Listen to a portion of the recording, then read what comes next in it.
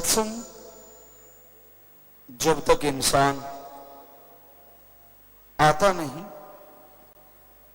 खुद के बारे में, समय के बारे में और इंसानियत के बारे में कुछ समझ नहीं सकता। हर इंसान के अंदर होता है, वो सब कुछ जानता है। कोई भी इंसान जो अकल बुद्धि विवेक रखता है कभी यह नहीं कहेगा कि उसे कुछ नहीं आता। कह भी देगा तो ऊपरी मन से, अंदर सोच होती है कि उसे सब पता है। और बहुत हद तक लोगों को पता भी होता है, लेकिन खुद के बारे में कितना पता है यह सत्संग में आके पता चलता है। जब संत समझाते हैं, जब संत सिखाते हैं कि दुनिया का ज्ञान रखने वालों कभी खुद का भी ज्ञान रखा करो। आप में कौन से विचार ज्यादा चलते हैं, आपकी सोच में कौन सी सोच ज्यादा चलती है, आप जो कर्म योगी हैं कौन से कर्म ज्यादा करते हैं, इसके लिए जानना बेहद जरूरी है। जब हम सब अपने बारे में जान लेंगे तो आत्म ज्ञान कहा जाता है, फिर वो शुरू होता है। जब तक खुद का ज्ञान नहीं तो खुद की आत्मा का ज्ञान कहां से मिलेगा। इसलिए सुबह शाम सुमरन जरूर करें। 10 मिनट सुबह, 10 मिनट शाम, और कोशिश करें कि एक समय ऐसा जरूर दें जिसमें आप खुद के बारे में सोचें। 24 घंटे आप इस शरीर से काम लेते हैं, दिमाग से काम लेते हैं, क्या 5-10 मिनट बनते नहीं? खुद के बारे में सोचो, सिर्फ और सिर्फ आत्मज्ञान हासिल करो। काम अलग अलग है, कोई हार्ड वर्क करता है, कोई नींद लेके ही काम टाइम पूरा करता है, कोई बहुत मेहनत करता है तो कोई आलस्य में डूबा रहता है। पर 24 घंटे चलते तो हैं, रुकते तो नहीं। आप रुक गए इसका मतलब ये नहीं है कि समय रुक गया। समय हो गई, चंद्र सूर्य नक्षत्र ग्रह हो गए, पृथ्वी हो गई, समुद्र की लहरें हो गई, ये कभी रुकती नहीं। निश्चित समय के अनुसार ये चलते रहते हैं, चलते रहते हैं। तो आप रुको, चलो, आपकी मर्जी, समय आपका इंतजार नहीं करता। तो कर्म आप करते हैं, समय आप व्यतीत करते हैं, तो 5-10 मिनट रात को, सुबह एकांत में बैठा करो और सुमरन करके अपने बारे में सोचा करो कि हां, ये मेरे में गलत आदत है। कितना अच्छा होगा अगर आप अपनी गलत आदत को खुद ही बदल डालो। इससे पहले कि कोई आपके उंगली उठाए, कोई आपको कहे कि आप ये गलत करते हो, क्यों ना खुद का ज्ञान हासिल करके वो आदत ही निकाल डालो। बेइज्जती भी फील नहीं होगी और आप गुणवान भी बन जाएं। किसी को कहने की जरूरत भी नहीं और आप गुणवान बनते जा रहे हैं। और ज्यों ज्यों गुणवान बनते जाओगे त्यों त्यों मालिक की दया में रहमत के लायक बनते जाओगे। तो आत्मबोध, आत्मज्ञान फिर शुरू होता है जब हम अपने बारे में सोच लेते हैं। और ये हो नहीं सकता सत्संगी एक राम नाम से जुड़े इंसान को खुद का ज्ञान ना हो। अगर वो गुरु पीर फकीर के वचनों को फॉलो करे, माने, तो उसे समझ आए कि हाँ, ये मेरे में कमियां हैं, ये अवगुण हैं और ये गुण हैं। और उनको निकालते निकालते आप गुणवान बनेंगे तो फिर आत्मज्ञान शुरू हो जाएगा। सुमरन के साथ आत्मा की तरक्की होनी शुरू होगी।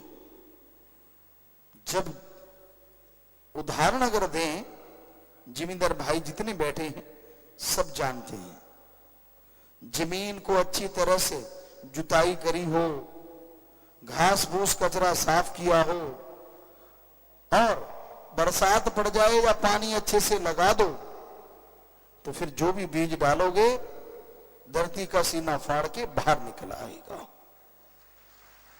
लहलहाएगी फसल। पर अगर पहले ही बहुत ग्रास है, घास फूस है, जमीन उससे अटी पड़ी है, भरी पड़ी है, और कितनी भी बरसात पानी लगा दो, जो बीज डालोगे मरियल निकलेगा, क्योंकि घास फूस जितना भी है वो सारा जमीन की शक्ति को हासिल कर लेता है, और जो बीज होना चाहिए वो नहीं।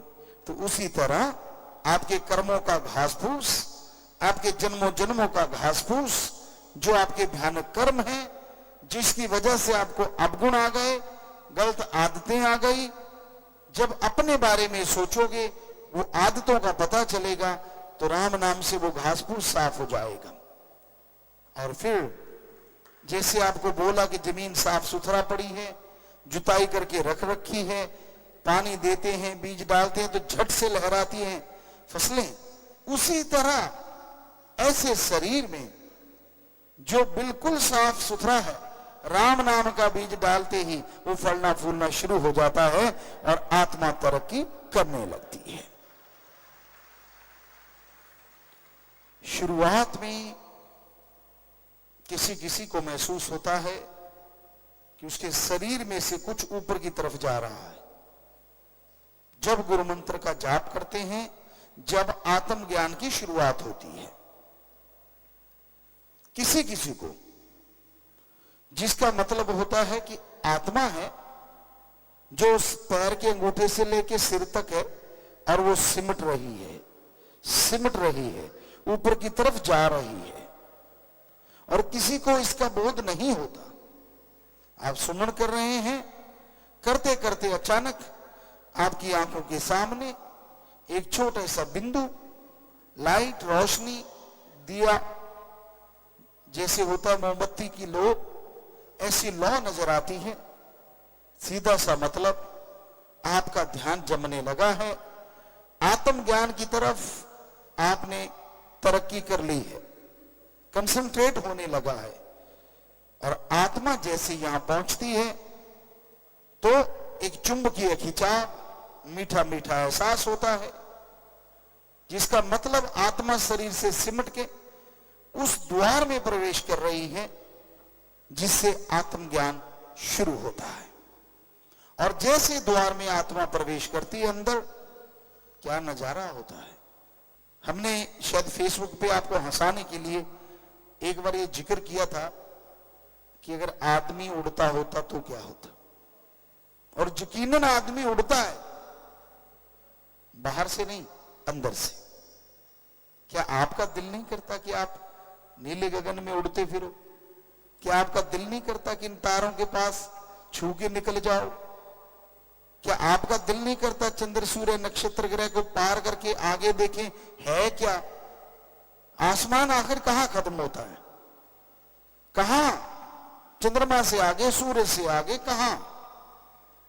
इच्छा तो होती है पर कर नहीं पाते आप सोचते हो कौन रॉकेट बनाए, पता नहीं कोई दुनिया में एक आध बनाता। अरे आप खुद स्वयं रॉकेट हैं। आपकी आत्मा की जितनी स्पीड है, प्रकाश तो उसके नजदीक भी नहीं है, इतनी स्पीड है आपकी आत्मा की, इतनी गति है आपकी आत्मा की। पलक झपकते ही वो खंड ब्रह्मांड पार कर जाती है, इतनी स्पीड है। पर उस आत्मा को ईंधन तो देना होगा। सारा दिन मन की खुराक, सारा दिन शरीर की खुराक, तो आत्मा की खुराक राम का नाम है। जैसे ही आत्मा इस प्रवेश द्वार में, 10वें द्वार में प्रवेश करती है, तो फिर आत्मज्ञान होता है, खुद को फील होता है कि मैं उड़ रहा हूं। फिल्म में भी आपने सुना मैं तो उड़ूंगा, वैसे तो वो हंसने का है, लेकिन हकीकत में भी आप उड़ सकते हैं वो, क्योंकि फकीर ऐसे वैसे तो करता नहीं कुछ, आप उड़ सकते हैं रियल में। और उड़े भी ऐसे, ना रॉकेट उड़े, ना जहाज उड़े, ना कुछ और उड़े, लेकिन अंदर ही अंदर उड़े, बाहर नहीं। बाहर की तो एक कल्पना है, आपके पंख होते या ये होता या वो होता, तो वो तो कल्पना बना के बातें कर सकते हैं, लेकिन वास्तविकता यही है, आपके पंख भी हैं, सब कुछ है, स्पीड भी आपकी बेहद ज्यादा है, लेकिन आप गाड़ी का इंजन ही बंद किए बैठे हैं। अब गाड़ी चाहे 1000 किलोमीटर प्रति मिनट भागती हो या 1 घंटे में 1000 किलोमीटर दौड़ती हो, अगर इंजन ही बंद है तो क्या करेगा? इंजन तो स्टार्ट करना पड़ता ना, उसमें ऑयल डालने पड़ते हैं, आप प्लग वगैरह सब चेक करते हैं, बैटरी का करंट देना है, सब कुछ। तो वैसे ही आपकी आत्मा का इंजन बंद हुआ पड़ा है, आपने उसको स्टार्ट कभी किया ही नहीं। तो ध्यान में बैठिए, इस द्वार में प्रवेश कीजिए, 10वें द्वार में, और जैसे ही ये इंजन स्टार्ट होगा, बस एक बार स्टार्ट करने की देर है, फिर तो ये ऑटोमेटिकली स्टार्ट होता है। आप ऑटोमेटिकली गाड़ियां देखते हैं, गियर नहीं लगाना पड़ता, एक बार गियर लगा के छोड़ दो, चलती रहती है। इसके एक बार ही गियर लगाना मुश्किल है, बाद में गियर लगाना ही नहीं पड़ता, ना ईंधन डालना पड़ता, कुछ नहीं। एक बार ईंधन डाल के यहां तक लेके आओ, और ईंधन है राम का नाम। राम का नाम जपते रहो, आत्मा बलवान होती जाएगी, और एक बार यहां प्रवेश कर गई, उसके बाद आपको कुछ गुनगुनाना नहीं, कुछ भी नहीं करना, अपने आप आत्मा स्पीड पकड़ती है। और आत्मज्ञान आपको पता चलता कि मैं कितना शक्तिशाली हूं। जब सूरज के पास से, सूरज नहीं, सूरजों के पास से, चंद्रमाओं के पास आप निकलते हैं, क्या नजारा होता है, कितनी खुशी आती है अंतःकरण में। और फिर आत्मा से परमात्मा का ज्ञान शुरू होता है। आत्मज्ञान हो गया, फिर भगवान का ज्ञान शुरू होता है। फिर कहती है आत्मा, ओ इतने बड़े समुद्र का मैं एक कतरा हूं। पहले तो ये लगता है कि मैं बड़ी पावरफुल हूं, लेकिन जैसे सुई की नोक की तरफ बंद होता है ये खंडों ब्रह्मांडों को, वो उस रास्ते से आगे निकलती है, पार ब्रह्म होती है, तब पता चलता है ओ मैं तो एक कण हूं, मालिक तो बड़े विशाल का है। क्या नजारे हैं वहां, क्या खुशियां हैं वहां। लेकिन बताने से आपको लगता पता नहीं झूठ है, लेकिन महसूस करोगे तो पता चलेगा सच है। पर आप टेंशन लेके वहां नहीं जा सकते। आप सुमन करने बैठो, भक्ति करने बैठो, मेरे को वो नजारा क्यों नहीं मिल रहा, उम्र पता नहीं कितनी बाकी है, पता नहीं कब पटाखा बोल जाए, तो ये तो आपकी कमी है ना। बचपन से बुढ़ापे तक कितनी भक्ति की और कितना समय बाकी कामों में लगाया, कैलकुलेट कर लो, फिर भगवान को उलांबा दे देना। हम आपको गारंटी देते हैं, ज्यादा समय दुनियादारी या शारीरिक मानसिक कामों में लगाया है, आत्मिक ज्ञान के लिए तो अपने समय ही कुछ जिंदगी के कुछ साल बनते होंगे किसी किसी के, वरना महीनों में अटके पड़े हो। कैलकुलेट कर लो, रोज का आधा घंटा तो कितने दिन लगेंगे एक दिन होने में, क्योंकि दिन तो 12 घंटे का। सोच के देखो आप 24 दिन में आप कितना कर पाओगे। तो कहने का मतलब यही है कि 24 दिन में एक दिन बनेगा। अगर आधा घंटा आप करते हैं रोज भक्ति और घंटा करते हैं तो 12 दिन में एक। कहने का मतलब यही है कि समय कितना दिया ईश्वर को, फिर टेंशन किस बात की। बस उसकी दया मांगो, वो दया करे तो 2 मिनट में नजारे दिखा दे, उसका कुछ भरोसा नहीं।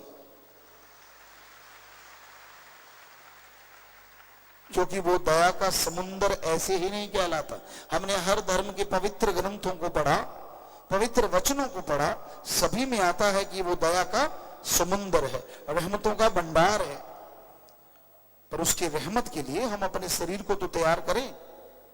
कहते मूसा ने जिद की थी, नहीं ईश्वर अल्लाह मुझे तो दर्शन करने ही करने और जहरा तौर पे करने। शरीर उस काबिल नहीं बना था, जिद करता गया करता गया करता गया। राम को अल्लाह को भी आ गया कि चलो नजारा दिखाई देते हैं। कहते सुई का जो बारीक छिद्र होता है, सुई का जो बारीक तीखापन होता है, सिर्फ उतनी जगह से दर्शनों की एक झलक दिखाई और सालों साल मूसा जी बेहोश पड़े रहे, झेल ही नहीं पाए, शरीर उसके काबिल नहीं था। तो कई बार आपको जिद होती है, मैं तो जायज मांगता हूं जी, मैं तो दर्शन चाहता हूं जी, फिर मुझे क्यों नहीं होते? अरे बॉडी कागज की और आग को समाना चाहता है शरीर में, जल जाएगा ना सब कुछ। पहले बॉडी फौलाद की होनी चाहिए, वज्र की होनी चाहिए, तो ज्वालामुखी को भी झेल जाती है, उस लायक बनाना पड़ेगा। और उसके लिए निरंतर राम का नाम जपना, राम नाम जप के अपनी बॉडी को उसके लायक बनाना है, ताकि राम जी जब दर्शन दें तो हमारा शरीर उसके काबिल हो, उसे झेल पाए, दर्श दीदार कर पाए। और ये संभव है निरंतर अभ्यास से। कहते जी रोज भक्ति नहीं होती। अब ऐसे आप बहुत सारे लोग, बच्चे कहते हैं आजकल का यूथ, ये बोरिंग काम है, रोज ही एक चीज को बार बार दोहराना, ये तो बोरिंग है। अगर आपके हिसाब से चले तो सारे बोरिंग है। आप रोज पोटी क्यों जाते हो? ये बोरिंग काम है, रोज ही जाते हो। क्यों जाते हो भाई? आप रोज सुबह सुबह ब्रेकफास्ट करते हो, क्यों करते हो? रोज एक ही चीज, ये तो बोरिंग है। रोज खाना खाते हो, लंच, रोज ही लंच, ये भी तो बोरिंग हो गया ना। रोज डिनर करते हो, सारा बोरिंग। रोज नहाना, रोज कपड़े बदलना, सब बोरिंग है ना। क्यों करते हो फिर? वो तो जी करना पड़ता है, तो ये भी करना पड़ता है। अगर कुछ हासिल करना है, अगर ईश्वर के दर्श दीदार करने हैं, नूरी स्वरूप को देखना है प्रभु के, तो अभ्यास रोजाना करना होगा, ताकि ये शरीर उसके काबिल बने। और जब बन गया, नजारे वो आएंगे जो कहने सुनने से परे। शास्त्र नाम श्याम मस्तान जी दाता ने तो बड़ी रहमत की हुई है। सुमरण अभी आपने इतना किया नहीं होता, भक्ति करी नहीं होती, थोड़ी भावना शुद्ध होती है, सेवा करते हो, हाजिरी सत्संग में लगाते हो, और परमात्मा दर्श दीदार देने शुरू कर देता है। कभी सपने में, कभी भुलेखा पड़ गया, कभी जहरा तौर पे, कभी कैसे। वो संतों के रूप में आते ताकि आपका शरीर उसको झेल सके, पर देता भगवान ही दर्शन है। फिर भी आप उनको मानते नहीं। यार आप लिखा जा प्यासी, ऐसा हुआ तो था जरा सा, तो वो तो आपकी मर्जी है ना। आप उसको रियल को भुलेखा कह दो, क्योंकि जो पीर फकीर सच्चा है, मालिक परमात्मा अल्लाह वाहिगुरु राम, उस रूप में आके दर्शन जरूर देता है। जो उसे इग्नोर मार देता है, दर्शनों में समय लग जाता है। जो उसे स्वीकार कर लेता है कि हाँ नहीं ये जहरा तौर पे हुआ है, सही हुआ है, तो उसकी वो दर्शनों की संख्या बढ़ती चली जाती। जल्दी जल्दी होते होते क्या पता कब नूरी स्वरूप में बदल जाए, कुछ कहा नहीं जा सकता। तो कितनी बड़ी छूट शास्त्र नाम श्याम मस्तान जी दाता ने भक्ति भाव में राम के थोड़े से शब्द बता के किए। लंबा चौड़ा कुछ नहीं करना, बस थोड़े से शब्द दोहराओ, शरीर को इस लायक बना लो कि मालिक जल्द से जल्द दर्श दीदार देने लगे। तो आप अमल कीजिए, भरोसा कीजिए, तो मालिक की दया में रहमत तो बरस रही है। बस देखने की आंखें बना लीजिए, एहसास कीजिए, महसूस कीजिए, और अपनी जिंदगी को संत पीर फकीरों के वचनों के अनुसार बनाते चले जाइए। अंदर बाहर मालिक के रहमो करम की खुशियों को महसूस करोगे, परिवार में खुशियां आएंगी, और जो नजारे, जो नशा, जो आनंद मिलेगा वो आप जाने या भगवान जाने। धन धन सतगुरु तेरा ही आशा। सभी साथ संगत जी से निवेदन है कि मेरा चैनल जरूर सब्सक्राइब करें जी। धन धन सतगुरु तेरा ही आसरा।